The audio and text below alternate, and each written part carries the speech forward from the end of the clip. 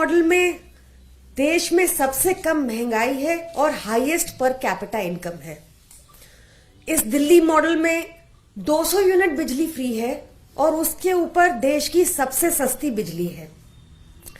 इस दिल्ली मॉडल में पिछले 10 साल में लगभग 30 फ्लाईओवर रेडी हो चुके हैं जो एस्टिमेटेड कॉस्ट के नीचे थे और 557 करोड़ की बचत हुई। दिल्ली मॉडल के तहत आज देश में one of the highest charging points और charging stations EV electric vehicles के लिए है। एक बहुत प्रोग्रेसिव इलेक्ट्रिक व्हीकल पॉलिसी है जिसके तहत 17% रजिस्ट्रेशन इलेक्ट्रिक व्हीकल्स का हुआ है जो देश में हाईएस्ट है। इस दिल्ली मॉडल के अंदर अब तक 1300 इलेक्ट्रिक बसेस दिल्ली में आ चुकी हैं जो डिसेबल्ड फ्रेंडली हैं, जो देश के किसी और हिस्से में नहीं। दिल्ली मॉडल की प्राइड हमारा हेल्थ और एजुकेशन मॉडल है। दिल्ली के लोग और दिल्ली की सरकार एजुकेशन को, शिक्षा को बहुत महत्व देते हैं। विद्याधन सर्वधन प्रधानम, शिक्षा ही सबसे सर्वश्रेष्ठ धन है। ऐसे ही हमारा इनफैक्ट दिल्ली मॉडल के लिए केंद्र सरकार का अपना थिंक टैंक नीति आयोग का कहना है कि दिल्ली के सरकारी स्कूल देश के टॉप 10 स्कूल्स में इसलिए हैं क्योंकि दिल्ली के एजुकेशन, गवर्नमेंट एजुकेशन सिस्टम में एक लैंडमार्क ट्रांसफॉर्मेशन देखा गया। ऐसी ही तारीफ हमने प्रणब मुखर्जी, स्वर्गीय ex president honourable Pranab Mukherjee ji से भी दिल्ली के सरकारी स्कूलों की सुनी थी। और जब first lady Melania Trump India I थी तो उनको भी दिल्ली के सरकारी स्कूल ही देखने को भेजा गया था। ऐसा ही हमारा हेल्थ मॉडल है जिसकी हर जगह तारीफ सुनने को मिलती है।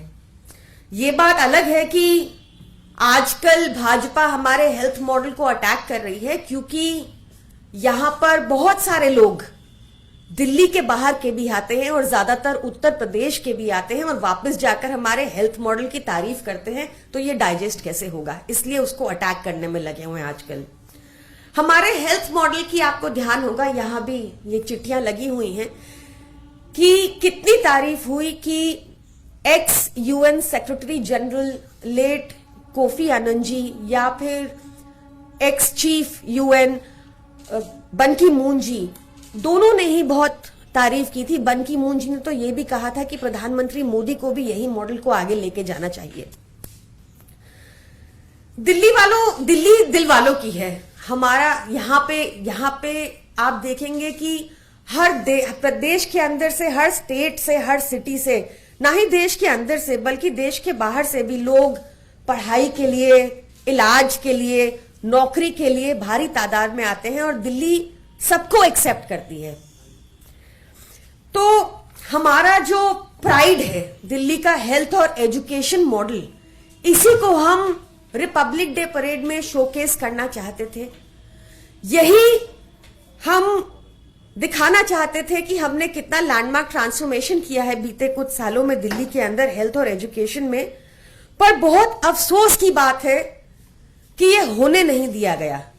ये भाजपा की गंदी राजनीति नहीं तो क्या है कि आप लगातार पिछले 5 वर्षों से देखिए कि भाजपा शासित असम को, भाजपा शासित उत्तर प्रदेश को, भाजपा शासित उत्तराखंड को, भाजपा शासित गुजरात को लगातार मौका दिया जा रहा है। पर इस बार भी पिछली बार की तरह दिल्ली और पंजाब दोनों को एक्सक्लूड किया गया है। आई विश कि प्रधानमंत्री मोदी का भी दिल दिल्ली वालों जितना बड़ा होता और वो हमें ये शोकेस करने का मौका देते गणतंत्र दिवस पर। दिल्ली देश की राजधानी है, हमारी प्राइड है हेल्थ एंड एजुकेशन मॉडल, और हमें ये मौका मिलता कि हम देश के सामने अपना मॉडल गणतंत्र दिवस पर शोकेस कर पाते। Thank you.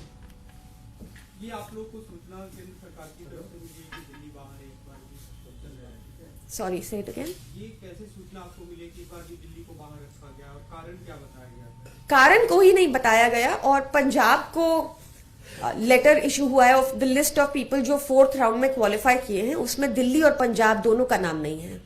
किस कारण से डिस्क्वालीफाई? कोई कारण नहीं दिया गया, राजनीति से प्रेरित कारण है साफ साफ, क्योंकि लगातार अगर भाजपा शासित राज्यों को मौका मिल रहा है तो दिल्ली सरकार को और पंजाब सरकार को 2 साल से ये मौका ना देने का मतलब सीधा हमारा मॉडल को शोकेस ना करने का ही रीजन है, और कोई नहीं। मैम, एक सवाल ये है कि पहली बार ईडी की चार्जशीट में प्रियंका गांधी वाड्रा का नाम आया है। आपके नेताओं को भी ईडी, आप ये आरोप लगाते रहे कि ईडी निशाना बना रही है केंद्र के कहने पर। इस पर आपका कहना है कि प्रियंका गांधी का पहली बार ईडी में नाम आया है चार्जशीट? देखिए, मैं इस केस की डिटेल से अभी अवेयर नहीं हूं, मैं इसको पढ़ूंगी तब मैं इस पे कमेंट कर पाऊंगी, पर निश्चित तौर से विपक्ष पे जो कानून लागू हो रहा है ईडी का, वो है गिल्टी अंटिल प्रूवन इनोसेंट, और बाकी देश में लागू है innocent until proven guilty. Priyanka ma'am, Sam Pitroda Congress के ओवरसीज इंचार्ज हैं, कॉन्टिन्यूसली ईवीएम को लेकर बहुत सवाल उठा रहे हैं।